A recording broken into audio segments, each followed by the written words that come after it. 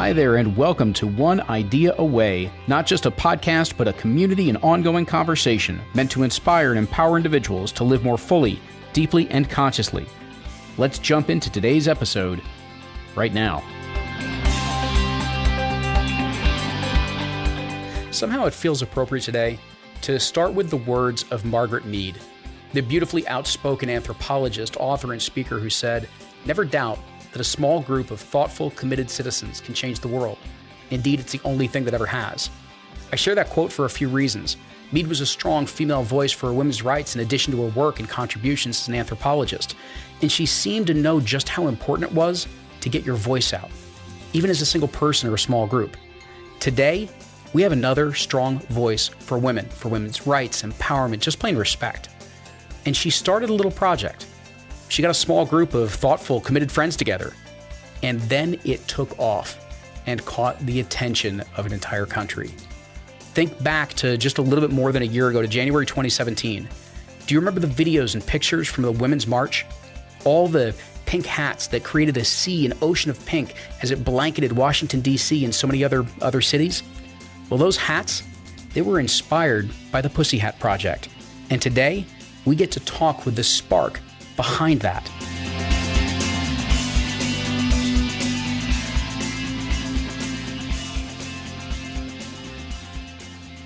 Krista Suh is a feminist artist, Hollywood screenwriter, activist, and creator of the Pussyhat Project. Her mission is to make the world a safer place for women and help everyone validate their own creativity, femininity, and intuition.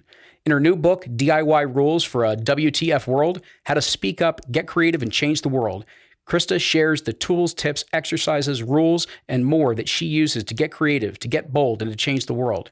Krista is a powerful voice for doing more as she inspires others to create their own rules for living and even a movement of their own, all with gusto, purpose, and joy.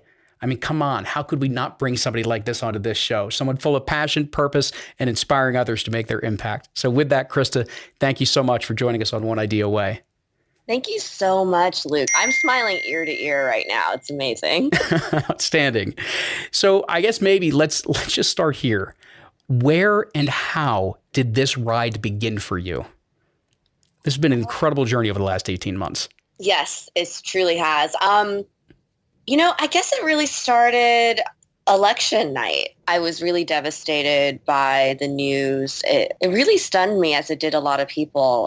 That week, therapists and life coaches across the land, they got inundated with calls. And actually my life coach, who was amazing, the next morning, she had to cancel on me because she was just so distraught by everything. So it really showed me that I was not alone in this shock and this grief. And a few days later, on Saturday, it was my parents' wedding anniversary, actually. And I was in the car. I get my best ideas in the car and my best course corrections in the shower. So it's like driving and showering are just great places for ideas, I think. But I was really trying to think, at that point, news of the Women's March had come up and plans were coming together. I just knew immediately I would go to Washington, D.C. to be a part of this. I knew this was history in the making and I needed to be a part of it. And I would regret it if I didn't, So anyway, I was trying to think what I could do for the march. I'm kind of this, I'm sort of the party planner of my friends. And I think party planning has a lot to do with, activism and making change in the world. It's all the same skill set. But I knew that I couldn't really join in with the, the organizing board. I didn't really know them. They were in DC and New York. And I was trying to find another way I could contribute, really. And at first I was thinking just for myself and trying to think really visually, drawing upon my Barnard art history degree of what sign could I hold up? What outfit could I wear that could express all I needed to express? And, as it is with brainstorming, I actually couldn't come up with anything, just came up with squat for a while, sitting in the car. I was feeling desperate. I felt like, oh God, like I would even like I would strip naked for this. I would march naked, Yeah. but what meaning would that have? I found myself kind of like gently teasing myself. I'm a comedy writer by Mm. day, and I find like humor is like a really important part in self-care and brainstorming and stuff because like was just sort of gently teasing myself like, yeah, Krista, maybe you would get naked in LA in January, but I don't think you're going to get naked in DC in January. That was like a lightning bolt moment because I was like, oh, like I actually have to wear like real winter clothes, like I hadn't really been thinking along those lines because in LA, I don't even check the weather, Right. just like you just go out and have your day. So yeah, I realized I had to go back to my New York college days of like wearing a Mm. coat and not just for looks. I'd have to like seal in the cracks with like gloves and a scarf and a hat. Mm. And I guess alongside all this, I had been really obsessed with knitting at that time. Mm. It was sort of like my weird hobby on the side, like just knitting, knitting, knitting.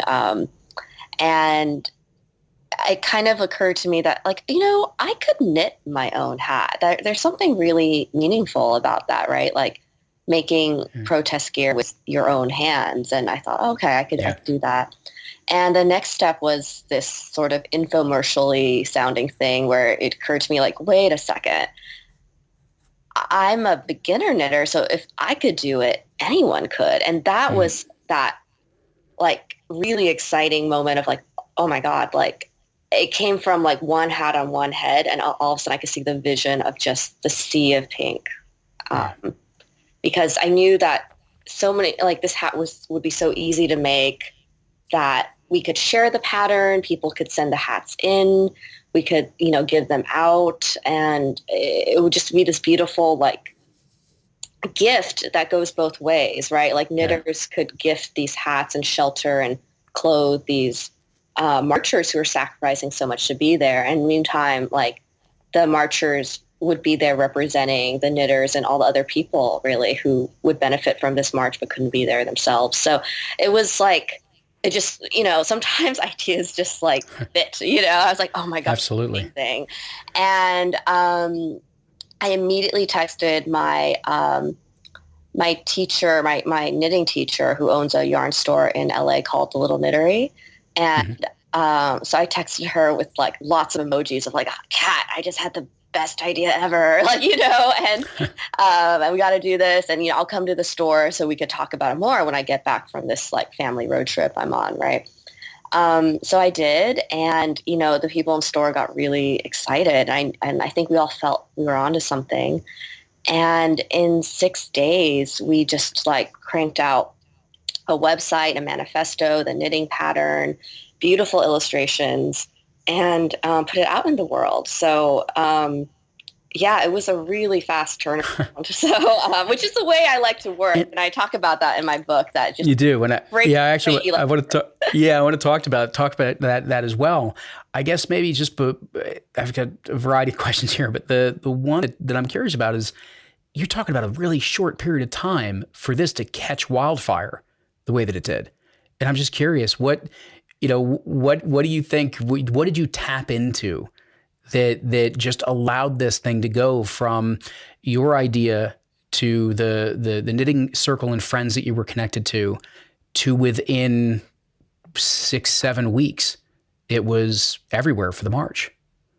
I think I tapped into a lot. I think I tapped into how both women's work and crafts are kind of looked down upon, and this was like a great way to be like, I see you. Like this is a really great medium, and there's this really rebellious, subversive feeling of like, yeah, we're going to make our statement using so-called women's crafts, like women's work, and so I think that subversive element was there. I think I tapped into, as a screenwriter, I really believe in the power of the epic, of like really seeing how you yourself are the hero of your own life. And I think the way the Pussyhat Project was structured, it reminded people that you are a hero. Like, people weren't joining in as like cogs and gears. They were like the heroes of this story that we were crafting together, because, knitters like were really, really needed, and marchers were really, really needed. And these connections and like everyone got to be a hero, rightly so, right? And I think I also tapped into like just the community. Like I did not have to reinvent the wheel of like women coming together and helping each other. Like we have such a like beautiful desire to help people, and there was like no sense of like I didn't have to like go around telling women like please come together and sew these hats, knit these hats. Like, I did not have to reinvent the stitch and bitch, that's what like, that's been around. So, yeah, like I think it was just like really a lot of things coming together that I did not have to reinvent. It was just sort of putting them together in such a way. Well, there's two things I just want to pull from that I think are really interesting, because you just kind of, said it right at the beginning of what you were explaining was, I see you.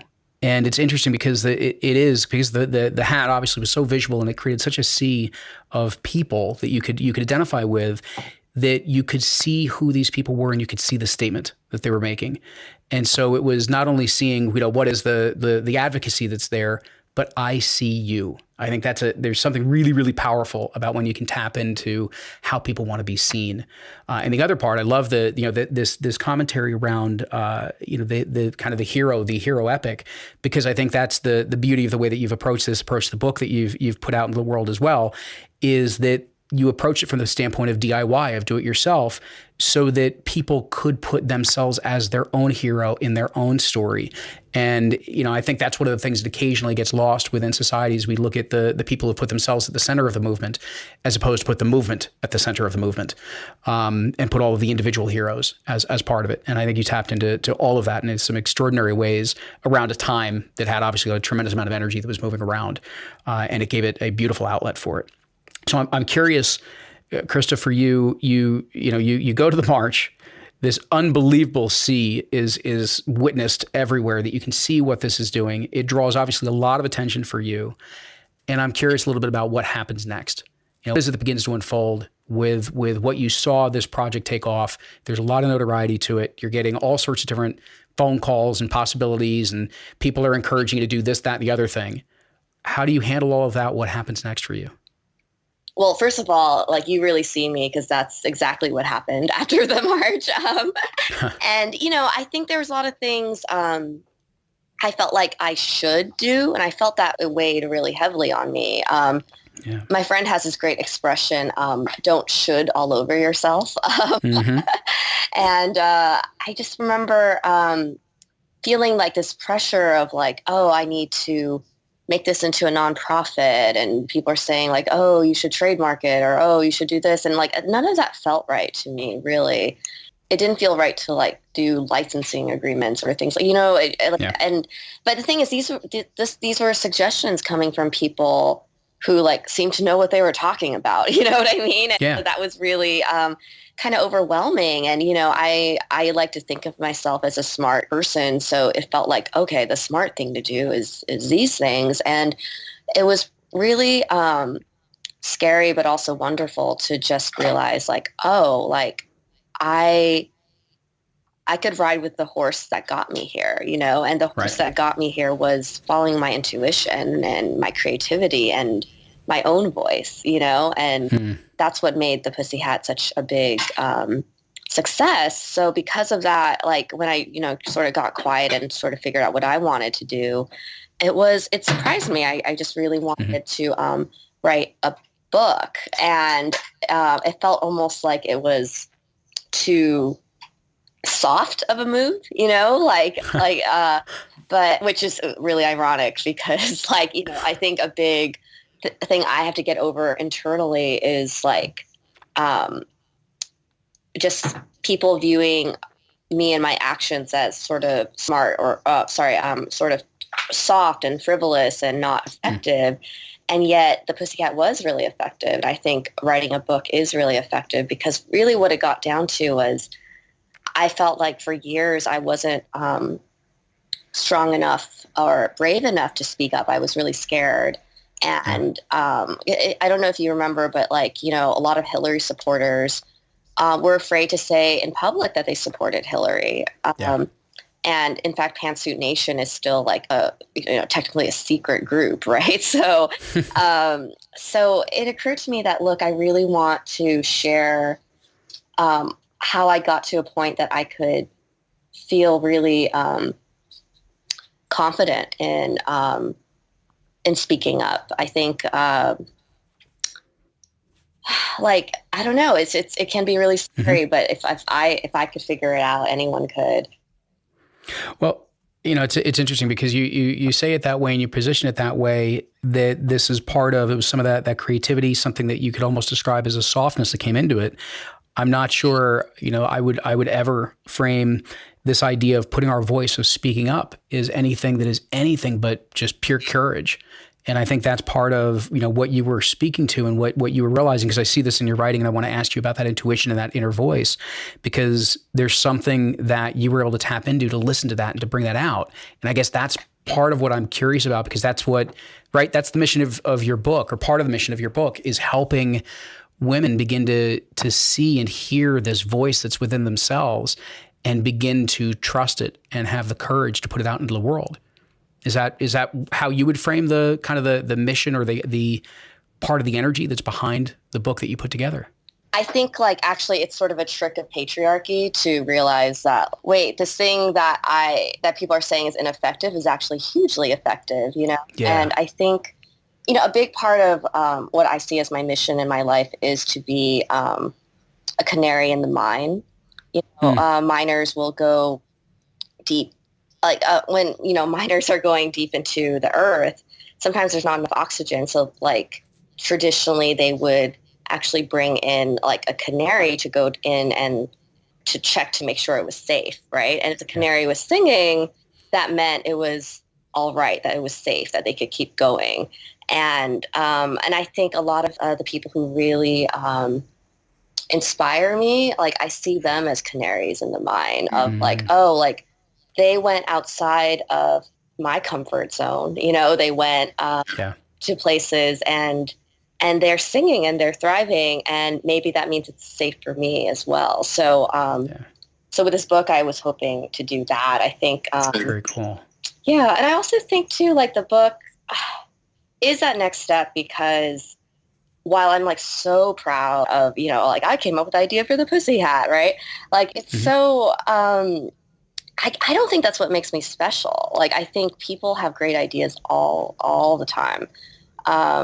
Like people listening right now, like someone is having a great idea. Like I think a lot about, I don't know if you've seen the movie Amelie, but she has this moment on the rooftops, like overlooking Paris. And she's wondering like, how many people right now are having an orgasm?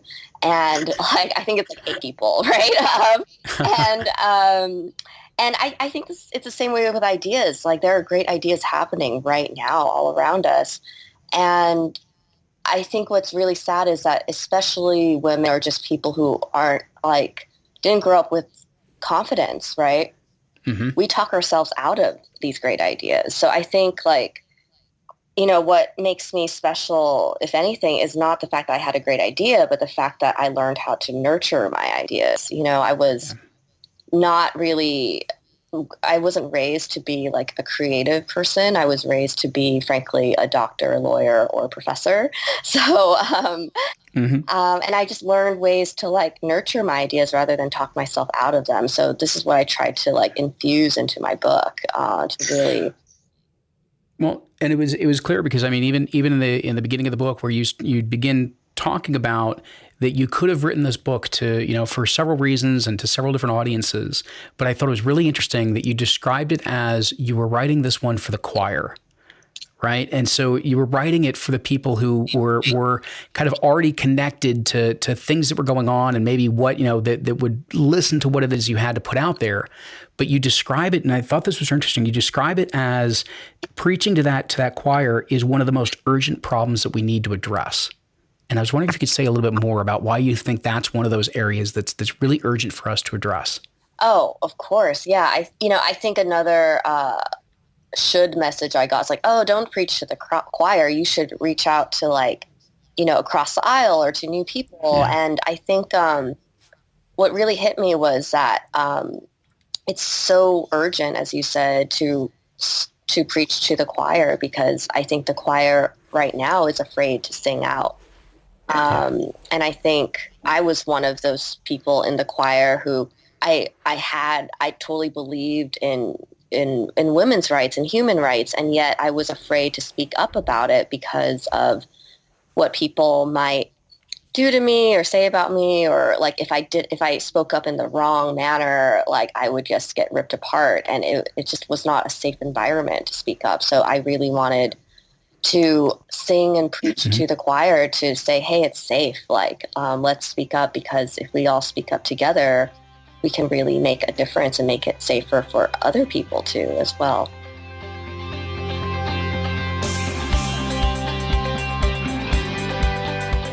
What I think you realize is that this show is about beginning a conversation.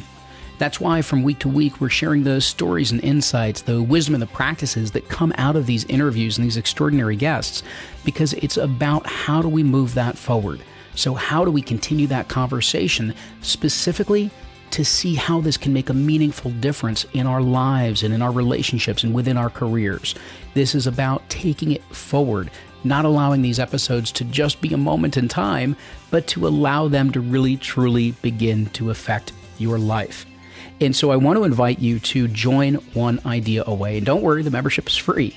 Just go to oneideaaway.com/join. You see, when you do that, you're going to get access to a couple of things. First is that every single week you will get that correspondence, the email from us to let you know what's going on. But in it, I share different personal stories and insights, things that are going on for me on a day-to-day and week-to-week basis. And so you're going to start to glean some things. There may be some behind the scenes stuff that's going on with the show. You're going to hear a little bit more of some of the work that I've even done with my clients that I'm now exposing through these emails and these newsletters. And what it's also attached to is kind of number 2, which is that we're releasing these weekly momentum builders, these connection exercises that allow you to take these concepts, these practices, some of the lessons you learn on this show as well, and apply them to your life, to take them deeper, to reflect on them more deeply than ever before. So it does make that meaningful difference. What you're also going to do is get an invite to our private Facebook group where the whole community of One Idea Away, so the listeners of the show as well as the contributors we have on our website, all of the members that we've got as part of this community, continue this conversation on that day-to-day and week-to-week basis, including offering support to one another. You'll get invited to that group. You can also find that group by just searching up One Idea Away Community on Facebook and look specifically for the private group. The last thing you're going to do is that when you join, you're going to continually get these invites to the monthly live cast that we've also begun. These are deeper conversations where we get into it with community members, we get into it with experts, and we move the conversation forward from multiple directions on different topics, whether it be on purpose or relationships or career or meaning. And we really dive that down deep, and you've got the chance to interact by posing your questions to us. Throw it in there through Facebook and make sure that we are helping you in a way that really benefits your life, benefits your career and your relationships. And so do me a favor, go to oneideaaway.com/join. I really invite you to get involved. And last but not least, do it because I would love to connect with you. It's so meaningful for me to know how this is touching you, how this is reaching you, and also what would help you even more. So do me a favor, join that private Facebook group, get in touch with me, ask me your questions, and I would love to continue to support you through this show, as well as through the One Idea Away community. Thanks so much, and now I hope you enjoy the rest of the show.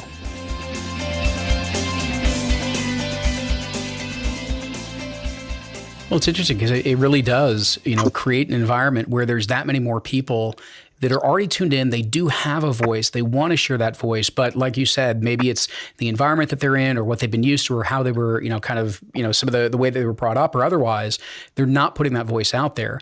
And so if they're already there, they're almost there on the cusp. Maybe they're only a couple of steps or a handful of steps away. And if you can bring them to that point, it can create this dynamic groundswell. And I think that's a major part of some things that are going on out there right now, which I do want to talk about in a little bit. But it gets so many more people involved in the game if you can get them over the last 10 to 15%, so to speak, of the journey of starting to get your voice out there. And so I think that's one of the really interesting things and one of the interesting positions that you took, which is a great angle to take. Now, part of it is what you also raise is then how is it that we can begin to learn to actually listen and understand that inner voice and then put that courage, to have the courage to follow through on it. So I guess, what are some of the things, what are some of the rules that you follow? What are some of the practices that you follow that really help you tap into and understand that inner voice? A major one is that I've learned how to breathe. I think inhaling and exhaling in life is so important. And I think, so the way I explain it is my first rule or tip in the book is I see it like fire bellows. And bellows are like these devices. They look like an accordion. So when you press them, it feeds air into the fire so you can build the fire, right? And then when you expand them, it sucks in air. And I think in life, we're always inhaling or exhaling, literally, you and I are breathing right now, but also figuratively, there are times when you just need to inhale all the experiences you can and just live and be curious and explore and try new things. And then there are periods where you exhale a project or, a book, a creative thing, something, right? And I think we live in a society that really, really rewards exhaling, but not inhaling. In fact, if you're inhaling, it's sort of seen as lazy and, and that you're misguided and just kind of a slacker. And that can be really harmful to the process because obviously you need to inhale in order to exhale, right? And so I think a big step for me, it took me 10 years or so to learn and implement this. And I'm hoping the book can help you get it, down to a month. But just really embracing your own rhythms, and I think just taking the worry, frankly, out of questioning the process all the time, frees up so much time to actually create the things you want, and also creates the space, frankly, to hear and listen to your own voice. That's important. I mean, that's a really important perspective is, to be able to be where you are, to be accepting of where you are within this process. And I really appreciated that analogy, where we're talking about these bellows, the inhale, the exhale, the expansion and contraction of different times that we happen to be in. And, very often we end up going against that natural rhythm that we have. We've got times where we're meant to expand. We're meant to put a lot of ideas on the table. We're not meant to commit to something yet because we've got to look at it to understand where do we want to go? What is it that speaks to me? What is it that I've got that passion for? And then we go into the exhale. We go into that contraction phase where we start to get more focused. We start to deliver. We put things in motion and we get really, really hyper-focused on what we want to do. And so often we feel like we shouldn't be where we are, right? And we try to change the net, right? Yeah, the grass is greener, or other people have expectations, or the shoulds start to work either within our friends or within our own head. And it's no longer about being just where we are. But I love the connection to that idea of when we are okay with that, when we're recognizing what that rhythm is, the spaciousness that it creates, because there's magic within that space. On the inhale, it's when all of a sudden the idea really starts to grab hold. And on the exhale, it's when it feels like it's effortless to just move forward. Oh, completely. And right. So one of the other things that opens up, which you then get into, which has been an important part of your own kind of process and journey, is your own intuition. And I'm just curious if you could frame a little bit around, how, what is it that you see as intuition, and how is it that you started to distinguish the voice of intuition from, all those other voices and emotions that we have floating around inside of us? Oh, yeah. I mean, I think it can be a very mystifying, confusing process. So it's something I wanted to really break down in the book. I think for so long, I went around really hyper-focused on the rational, right? And but I think there's like a beautiful rationality to intuition. It's like a deeper rationality that we don't completely understand. And anyway, so a lot of it I think has to do with, well, first of all, I think a lot of it has to do with getting over the fear of um, looking dumb and sounding hokey and like listening to your body, you know, because I think so many people, like myself included at one point, was like, that's stupid. Like, you know what I mean? Like, Right. I don't need to like stop and rest. Like, I can be more efficient and like, you know, be on the treadmill while on the phone and, you know, get things done. I don't need to like stop and, you know, breathe and sit cross-legged. Like, you know, it just, there's something really like dumb, like about slowing down and listening to your own intuition. And I think we've been bred with such a fear of doing that. And so I think one way to start listening to your intuition is, well, you know, I have so many tips, but like one is I call it training wheels. That you know, when we're young, like training wheels can really help us learn how to ride a bike. But a lot of kids are freaked out by them because it's like they don't want to look like a baby, like, you know, just so babyish. Right. And I think similarly as adults, like, you know, sometimes we don't want to hire a life coach because like, oh, only weak people do that. You know, only babies do that, or hippies or slackers, like, you know, and I'm not any of those.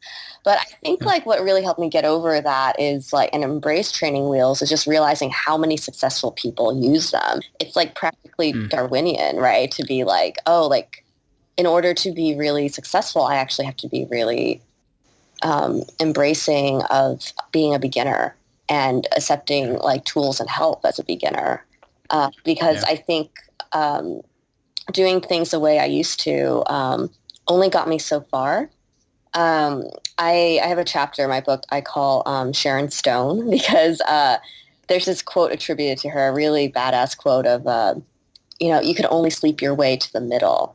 And I love that because I take it as a symbol of, well, a metaphor really. Like, so I've sort of changed that in my mind to like, you can only perfectionist your way to the middle, or you can only use rationality to get to the middle. Like, to get to that next level, like you have to be more holistic. You have to use your intuition.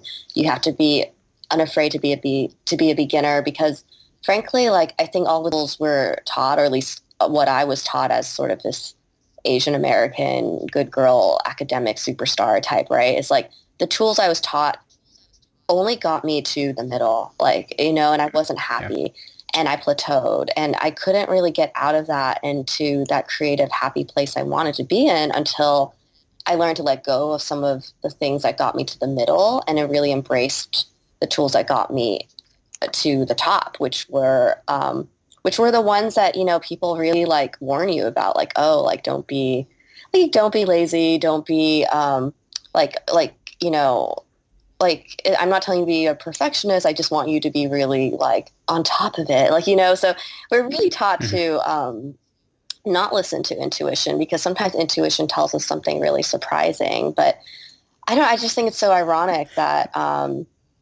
in order to do these great things in life, like, you know, I personally am so ambitious, and I know, like, I think most people are, and yet to do something really grand, like, of course we have to do something like a little bit off the beaten path, you know, and that could be really scary. So anyway, in terms of listening to your intuition, I think a lot of it is like discerning like what is fear and what is just calm wisdom. Mm-hmm. Mm-hmm. Yeah, it's listening to where really is that voice coming from? Is it that fear that's just speaking up, or is it, I love that it's just that calm, there's almost a serene voice that can be there, but it's firm. Yeah. It's confident, right? And how it expresses, and it's not expressing itself in the words of other people. It's not using words like should. It doesn't use those types of things. It speaks very differently and very deeply. And, when to your point about, the kind of the logic and what it is that we've learned and how that ultimately, at times gets us right into the middle, is it's breaking free from so many of those conditioned norms and traditional norms that are out there. Logic does not turn the Pussyhat Project into what it became. It doesn't create a sea of pink at the march. And that was your intuition that led you into a different direction. And so sometimes it is the illogical. It's the thing that seems like it's out of left field. And those are actually, to me, honestly, when I get those ideas and those things are like, wait a minute, where's that coming from? That's the idea you want to pay attention to. That's the voice that you want to say, let me get curious about that and really dive into that. So I guess, Chris, as we start to bring the conversation around, I wanted to ask kind of two questions. One that's kind of a big thing about what's happened since the march and where do you think things are going. But before we do that, in full transparency, I'm asking this question because I've got a little girl who's in middle school right now, way too close to high school for her daddy to wrap my head around. And I'm trying to do my homework. I'm trying to be the dad that really helps her, figure out how she can show this world. Yeah, to show her, to help her figure out how can she be in the world and how she can put her voice out there. So I'm curious for you, if you had that opportunity, you may have this opportunity already. If you had that opportunity, you're in front of 500 young women who are in high school, and you've got the ability to address them, to give them a message, to present to them in any way, shape, or form. What would be at the heart of that message? What is it that you would love this kind of next generation that's coming through when they're in those formative years? What's the message that you would love for them to hear? I think I want to say to them in some way, shape, or form that that you are enough. Like, you are enough just the way you are. That that you don't always have to like fit yourself into someone else's rubric. That instead,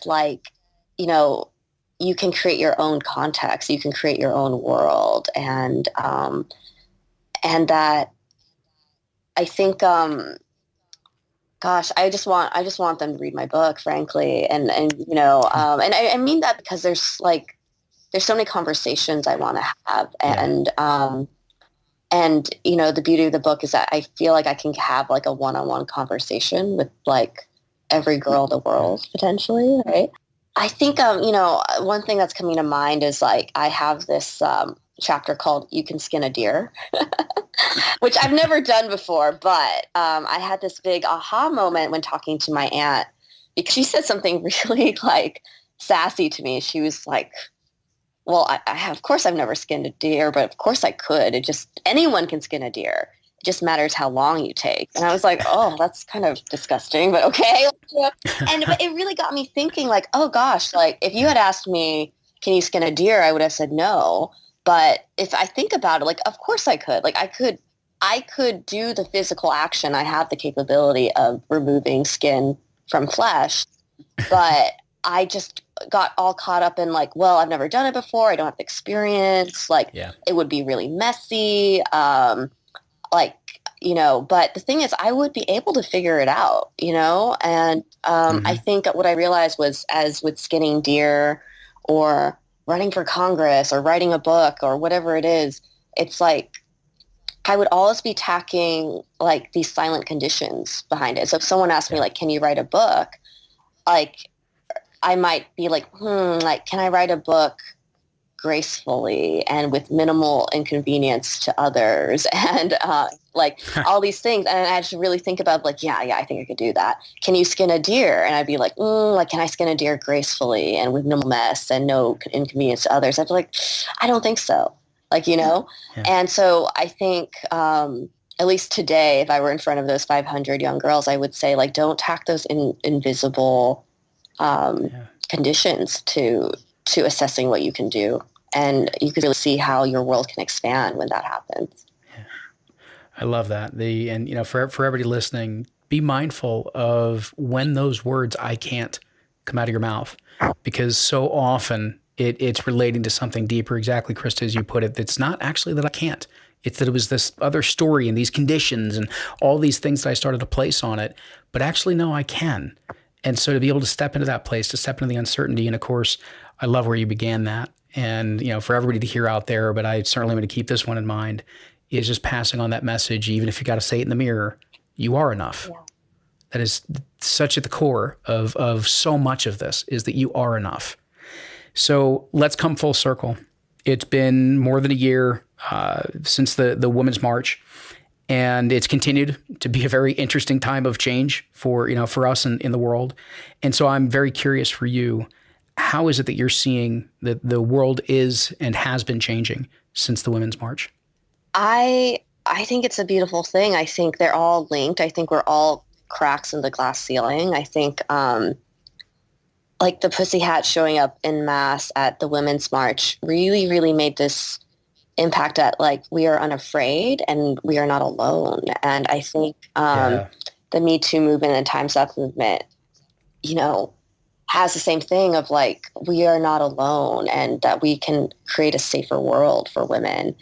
I do think what's next is my wish is to remove perfectionism from the women's movement, because I think like, so my my mom's colleague was telling her, like, he was so proud of himself, right? It's like, okay, my boy, he's going to college, and I gave him a credit card, and I told him that like he could use it for emergencies and to take like a girl out on one nice date, like, you know, when he's like met the one.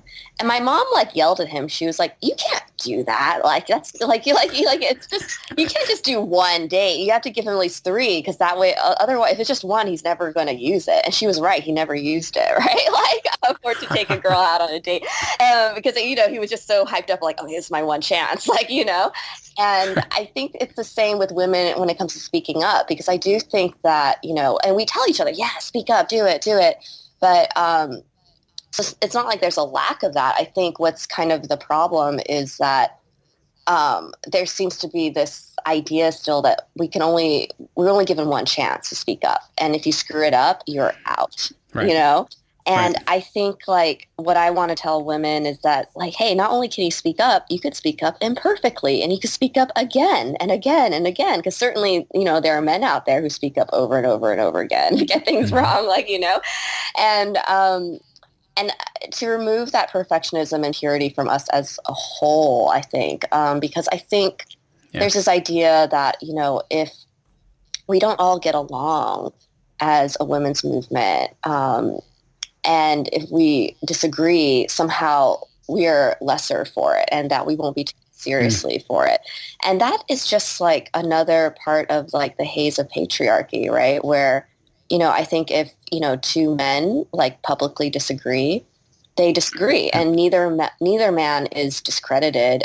Like men as a whole aren't seen as like, God, like, I don't think we should listen to men. They can't even figure it out. Like, you know, and yet we have that like thing when it comes to women. And I just want to like gently point that out as much as I can so we can move forward, even if like we do disagree a little bit in our ranks. But I do think at the core, like we do agree on equality and a safer world for all of us. Excellent. Absolutely.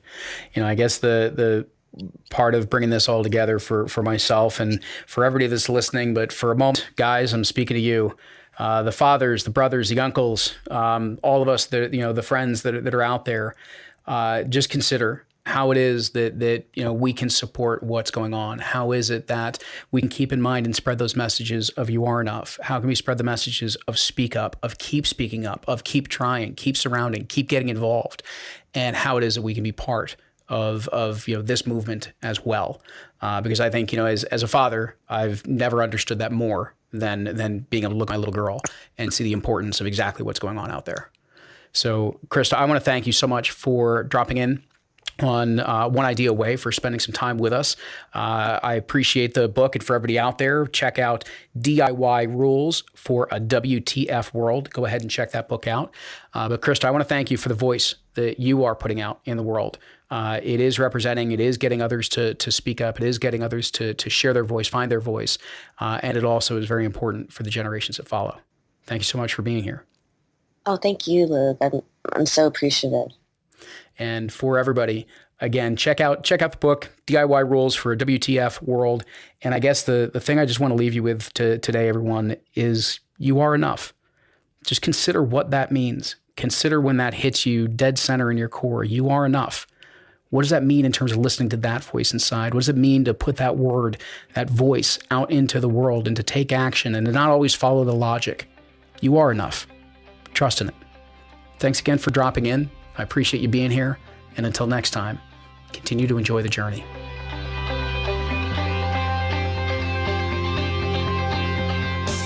Thanks for listening to today's episode. If you really enjoyed it, do me a favor, let us know. You can keep the conversation going and send us a message on our Facebook page, which is simply One Idea Away. Go ahead and tag me in the post or even just direct messages. Also, I would be incredibly grateful if you could share this episode along with someone that you believe could benefit from hearing the ideas and the messages that we got into. That's pretty much why we do this. So you can just go ahead and share it from your app or email it along, whatever works for you. The point is to share, to talk, to discuss, and keep the dialogue going, because it's in those conversations that ideas can take hold and create profound shifts in perspective.